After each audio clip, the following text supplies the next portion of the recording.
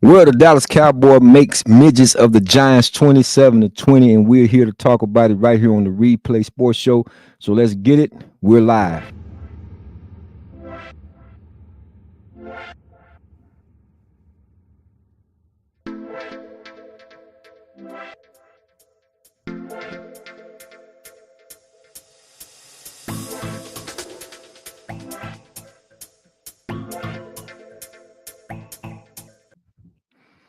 Welcome to another edition of the Replay, and we're back here live, coming to you over the airways of StreamYard as well as YouTube and Facebook. So if y'all don't mind, please hit that subscribe, like, and share button for me, and notify somebody else and tell them about the channel because we're still growing this thing. So let's get into it real quick. The Dallas Cowboys make midgets out of the New York Giants 27-20.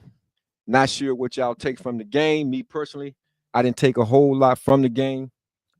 Defense came out, did what they were supposed to do.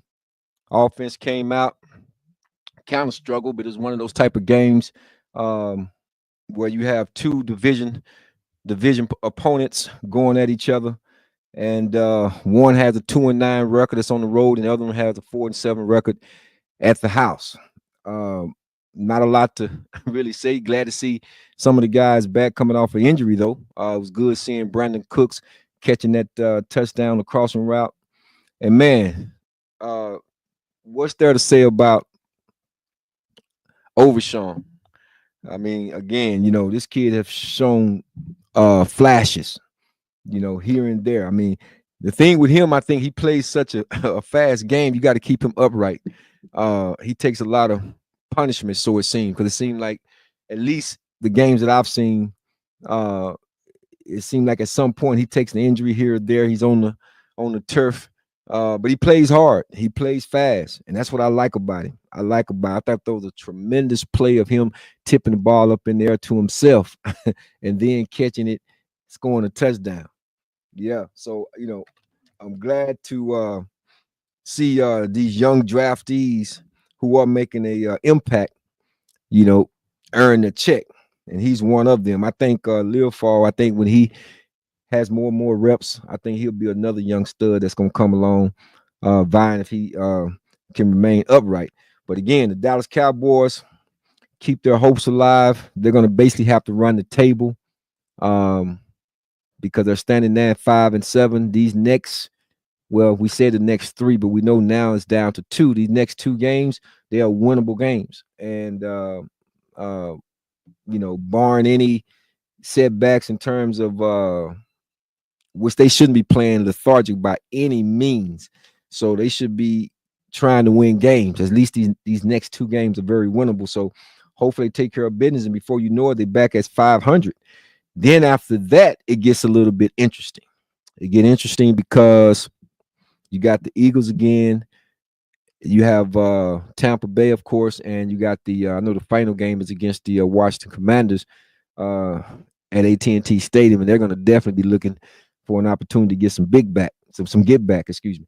But you never know. You never know if they can finish at 10-7. Perhaps they get that wild card because some of these division games are really going to be a tight race. They may have a better record than the NFC North. But like I said, there's a lot of even the NFC South, excuse me. But there's a lot of opportunities that's out there. So we'll see how how it goes. But again, the Dallas Cowboys again defeat the New York Giants 27-20. I guess they try to make a little bit of the game toward the end there, but for the most part, it was pretty much over with. I think Cooper Rush, from looking at his stats, Cooper Rush, he finished the game. Let's see, he was 21 of 36 attempts. He completed about only 58.3% of his passing, and he had 195 yards, zero interceptions. So that was good. I think his longest throw was 36 yards, and he had one touchdown, and that was to Brandon Cooks on the crossing route. So not something that you want to write home to mom about. But again, the key thing was not turning the ball over and just being steady at the helm and trying to not try to do too much, but trying to keep the Dallas Cowboys in it and keep trying to stack wins. Because right now, that's what it's exactly about. It's about stacking wins. Cowboys have to stack wins and try to play this thing out. Because I think any type of loss, and it's definitely the season over with. And then this really brings me to question. If you do, let's say you finish the season at, I don't know, 9-8. I wonder, do you ask yourself, was it worth it? And I do understand that, uh, there are going to be those who will say, no, you should never tank. No, you should never try to play for draft positions and things of that nature. But, you know, I just think 9-8, and you don't even have a running back. You don't have still. I mean, Doda, yes, got the first running back to get over 100 yards. Listen to this, in 25 games. In 25 games. So, that says something. The Dallas Cowboys. And what does it say? That the Dallas Cowboys need a running back. They need to be in a position to go draft a kid like that Ashton Genty kid from Boise State. That's what it really says. Because one of the things about the Dallas Cowboys that they've never had a problem with ever since I can remember, and that's drafting running backs or having a running back. And again, you left, that on the table when you didn't bring in Derrick Henry. That could have solved your problem if you ask me. And who knows? We were discussing that Dak Prescott is out with a hamstring injury, and who knows if you got a guy like a Derrick Henry in your backfield, you just turning around, handing the ball off. Maybe he don't sustain a hamstring injury. I mean, who knows? But that's hindsight now. So again, I think if they were to go 10-7, make it to the playoff, which it's going to be a quick out. You know it, and I know it's going to be a quick out. So I'm just questioning, to win games, to finish, 9-8, or who knows, 7-9, whatever it is. I'm just asking the question: will it have been worth it if you can, get closer within that top 5 to possibly have a shot at getting a real marquee key player? And I just don't think that it would be worth it, me personally. But I get it as far as tanking. These are these guys' jobs. They get up, go to work like anybody else, does. So it's hard as a professional to go out and say, I actually didn't give it my all. These guys are professional athletes who like to compete. So, it'll be very difficult. I get it. I understand. But at the same time, here we are sitting in, 2024, this season, the way it started out. I mean, we had issues and problems. We got problems with the offensive line. I think they played better. But then again, how can you measure the offensive line versus the New York Giants defensive front? I do understand they got Dexter Lawrence over there, and I think he got injured or something. I'm not sure if he came back or not. But you're talking about a New York Giants team that is also reeling, who's giving up their multi-million-dollar quarterback in Daniel Jones, which that was crazy. I think y'all talk about Jerry Jones, the GM for the New York Giants, Joe Scoin. He should have his job taken away from him. I heard it was rumored that he raced up there to Colorado, and along with the scouts, so they can recruit Shedeur Sanders. Look at him, excuse me, not so much recruiting him, but just really get into the analytics of Shedeur Sanders, because they may be trying to go after him since they only have 2 wins. And I don't see them possibly winning another game for the rest of the season. So, yeah, they need a quarterback. You bring in Drew Lock, and you got DeVito over there. So I don't know how you can really measure the Dallas Cowboys today. It was one of those games, to be honest with you, I was kind of in and out, back and forth. So I don't know. Where the Dallas Cowboys go from here? Who knows? But I do think with a running back like Ashton Genty coming out of Boise State, he's very productive. Anytime you run for over 2,000 some yards, that's not something that comes along every single year. So that he has production. But they're gonna play themselves out of a top 5 the way they're going, in my estimation. And I guess it's about some people. I guess the critic would say draft who you draft and develop that talent. And yeah, I get all of that too, man. But Dallas, I don't know. Zach Martin, again, is on the downside of his career, so they need a right guard. I think Tyler Smith will be fine. They got a young rookie in BB at the center spot. Turnstile, we could use a right tackle. I think he's overweighted. And I think Guyton is going to be okay. They knew when they drafted Guyton, he was a big guy, size and everything, starting at left tackle. and he's going to be a project anyway because he hadn't played, from my understanding, that long at left tackle coming out of University of Oklahoma. But nevertheless, you got to get key players. Me personally, I would love for the Dallas Cowboys to get a safety. I think they need a ball hawking, skill type safety, whether if they go through free agency or draft one. But I just don't like our safeties. They just don't make enough plays back there. Like I say, the cornerback position, I think we're locked in on that. I just can't wait to see Bland as well as Diggs play together. And you're only going to have them for so long because I think the way Bland has proven that he's a proven commodity. You've already paid Diggs, so one of them gonna have to go because if a guy like Butler continues to play, and they got some other guys on others, that they drafted that was on the practice squad, they're looking to insert. So then you got to still pay Micah Parsons. So it's a lot of things to consider going into the 2025 NFL draft. But again, I know they're trying to make the playoffs, but it's gonna be a process. I wasn't, like I said, I can't get overly extended or overly enjoyed them beating the lowly midget Giants. I don't know how to gauge that, but a win is a win. This is the NFL. You can never take it for granted because they say on any given Sunday you can lose a game. So they try to make something out of it towards the end, but came up short, ran out of time expired. But next on their list is the Tampa Bay Buccaneers, I believe. I think the Tampa Bay Buccaneers. But I do know they play the Tampa Bay Buccaneers. If they can get that win, they got to play the Panthers. Of course, again, they got the Giants. I mean, not the Giants, but Philadelphia and the Commanders. Who knows? Miracles have happened. But again, it's a far runaway. I think the Detroit Lions, shout out to the Detroit Lions. Shout out to you Lions fans, man, who's always in the house. I see you lurking in the shadows. They took care of business today with the win over the Chicago Bears. But I think destiny is theirs. It's right there for the taking.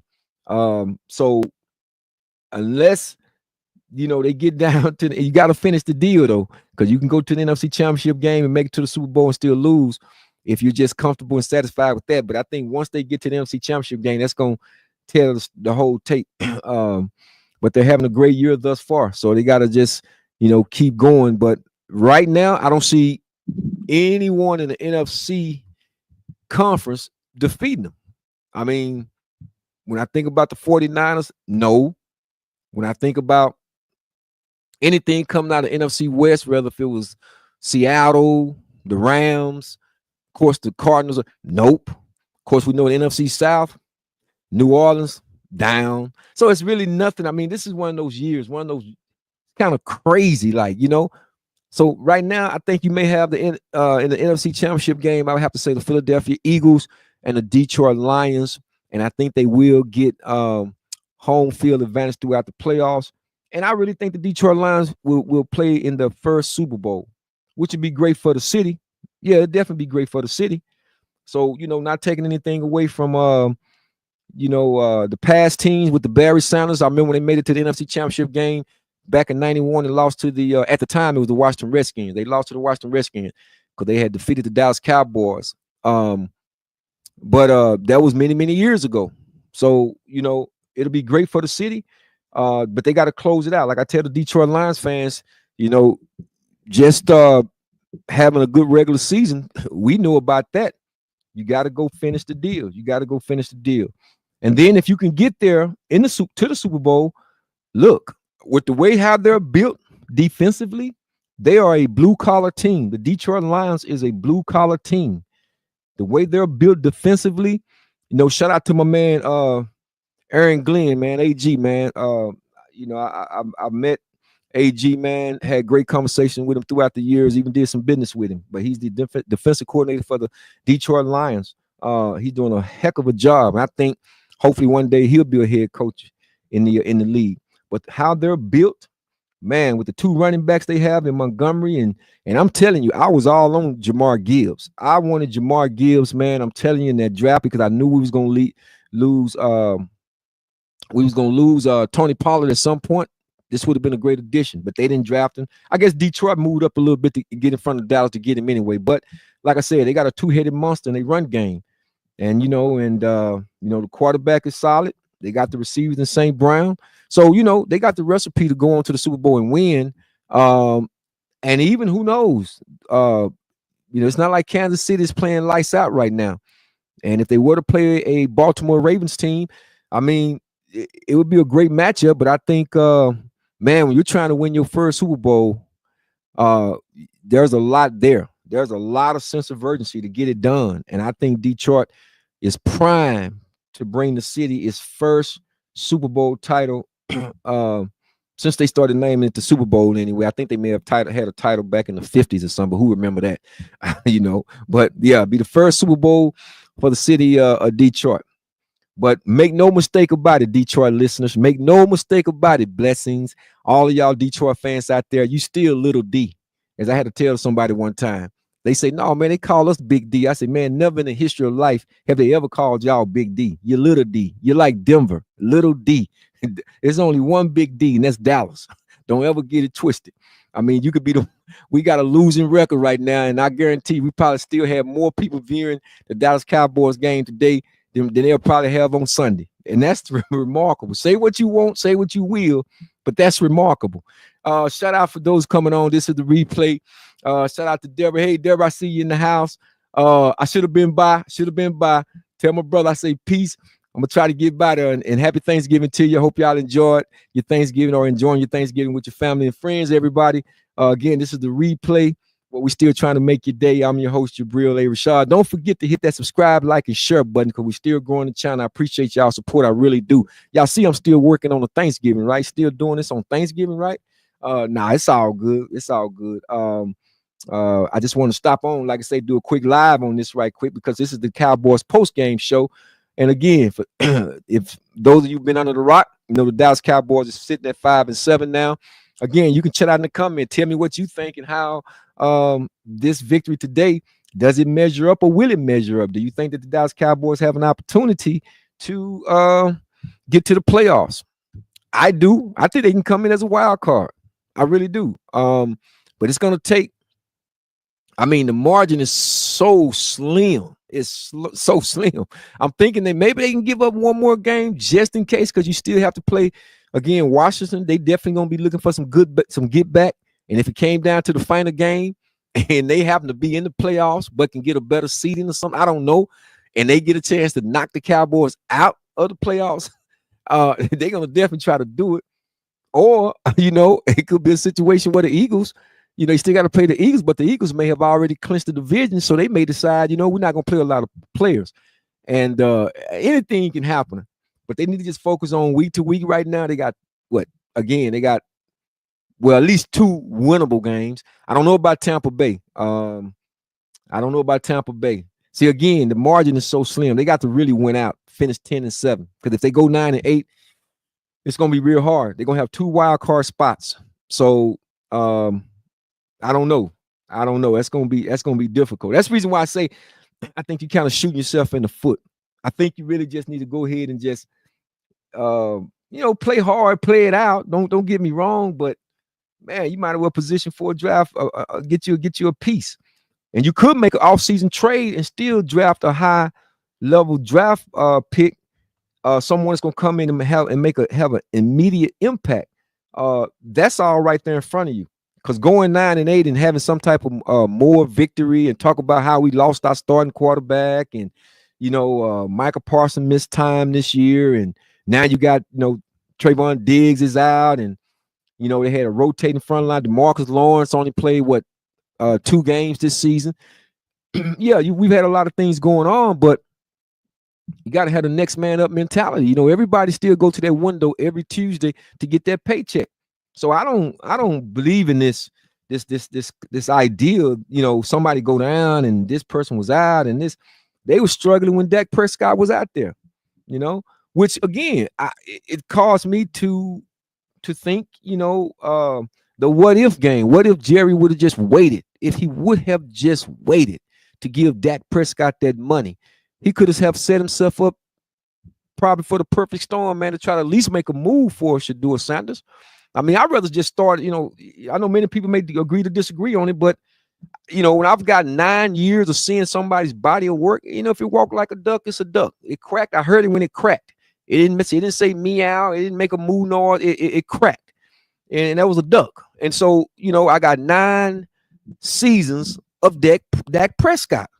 Yeah, I got 9 seasons of Dakota Rain Prescott. And I'm just under no illusion. You can't keep, again, trying to, trick my mind into thinking something that's obvious.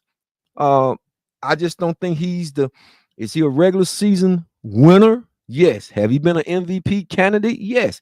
All of that. But what does that mean at the end of the day when you can't take your team, put them on your shoulders, and say, let's go to the promised land? I seen Brady do that many a times. Prior to Randy Moss, joining the New England Patriots at the time, Brady used to do that all the time. He did more with less than I've ever seen any other team sometime. Okay, that guy's out. Okay, cool, whatever. Next man up. That's the way the New England Patriots did it. So I just think Dak Prescott he is what he is. I mean, I think he's a regular season guy. I watched him when he played down in Mississippi State Bulldogs, and they were the #1 team in the country, and he still couldn't get it done even then, and had a great opportunity to do it then. And so I'm not going to keep tricking my mind. Yeah, I'd rather go ahead and give somebody else an opportunity to see, because you'll never know. And if you can bring in a better head coach with a little bit more discipline and structure, hey, that ain't far-fetched either. But again, I want to appreciate y'all coming on, supporting the replay sports show here. And we're live right now, recapping the Dallas Cowboys victory over the New York Giants, 20-27. You all can chat out in the comment and tell me what you think about today's game. I mean, did it measure up? Was it expected? Did y'all yawn on the game? I mean, let me know. Do you think that the Dallas Cowboys have an opportunity to still try to make these wild card playoffs? Again, I think it's in there. It's right there in front of them, because once you get past, again, the Philadelphia Eagles and Detroit Lions, it's really hard to say. It's going to be a fight. It's going to be a fight over the NFC West. Those teams are so close. Seattle, Arizona, and the Rams, they're so close, neck and neck. But I don't see 3 teams coming out of one division, maybe 2. But I think that if we can run the tables, stack up some wins, get these next 2 wins, and the margin for error is very, very slim, very slim. But if we can do that, who knows? Who knows? But again, you go into the playoff, I think you'll be a first round out anyway. So, miracles don't happen like that. Don't happen like that. But let me get over to the comments, man. We got Danny from Cowboys Nation. Shout out to Danny Nation. Cowboys in the house. Danny says hi. He's from Santa Monica, California. Peace out to you, Danny. Appreciate you joining me on the replay. Yeah. So, yeah, Danny, I mean, it's one of them deals, man. We gonna, I guess, fight to the end, as they say. But let me know if y'all think maybe I could be wrong in my approach. Thinking about this draft choice, getting a running back. I mean, Dotto, don't get me wrong. I mean, he ran for over 100 yards again. The first time that a running back has gained over 100 yards in 25 games. That's like almost unheard of around here. Because when I think about running backs, the one thing about the Dallas Cowboys, we've always kept running backs in the stall. Running backs is to us the way linebackers are to the Pittsburgh Steelers. And so, but Dotto he's not long term. He's not long term. So let's make sure we understand that he's just not long term. So if you can go get an Ashton Jenney or go scout the way, Andy Reid, something about Andy Reid, he just finds the right guys to fit his scheme. And here's another thing we talked about. I know Pacheco out of Rutgers, I believe he's out of Rutgers. I mean, I think he was a 6-7 round draft choice, and look at him now.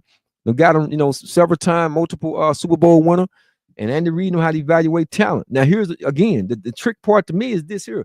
You take Deuce Vaughn, who they took out, who's a very productive back at Kansas State. I really thought he was going to be our Darren Sproles that played in the NFL. But you don't give him touches. You don't give him opportunities. You can't get into a rhythm like that. But you go take Deuce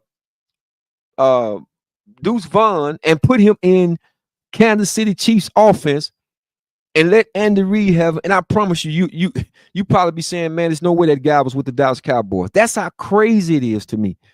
And I'm really surprised. Like Devontae Turpin, they finally found some ways to try to get him the football.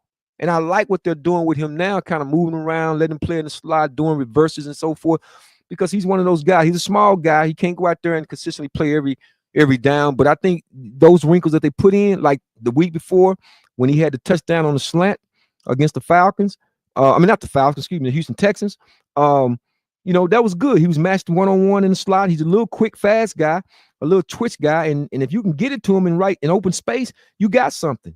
And that's how you're supposed to coach it up. That's how you're supposed to scheme it. I just don't see them doing that with Deuce Vaughn. I mean, I really thought that Deuce Vaughn was going to come in and be, again, our little Darren Sproles. Just haven't seen it. So who knows? Darren Sproles with the Philadelphia Eagles at one time. Maybe they make a trade to Kansas City.